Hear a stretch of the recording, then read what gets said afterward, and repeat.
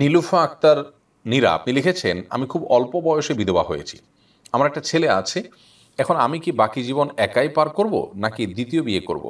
ইসলামে কোনটা উত্তম? আমার শ্বশুরবাড়ির লোকজন চায় না আমি দ্বিতীয় বিয়ে করি। করলে তারা আমার ছেলেকে আমার থেকে নিয়ে যাবে। এমত অবস্থায় আমি যদি বিয়ে করি এবং নির্দিষ্ট সময় পর্যন্ত গোপন রাখি তাহলে কি গুনাহ হবে?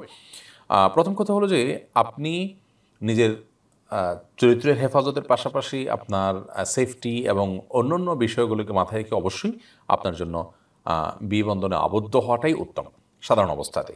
আর যদি মনে হয় যে না, আপনার নিজের চরিত্রের ব্যাপারে আপনার কোনো শঙ্কা নাই এবং কোনো রিস্ক নাই এবং অন্য কোনো দিক থেকে অসুবিধা নেই, তাহলে সেরকম অবস্থাতে এটি নিছকই আপনার সিদ্ধান্তের উপর নির্ভর করবে। আপনি চাইলে করবেন বা চাইলে করবেন না। তবে বিবাহিত জীবন অবশ্যই উত্তম সুন্নাহর আলোকে। এক্ষেত্রে আপনার শ্বশুরবাড়ির লোকজন যে আপনাকে বাধা দিচ্ছেন সেটি তারা অন্যায় করছেন। আপনি চাইলে বিয়ে করে সেটি তাদের কাছ থেকে হাইড রেখে আপনি আপনার জীবনযাপন করতে পারেন। শরিয়ত তাদের কাছে প্রকাশ করতে আপনাকে বাধ্য করেনি।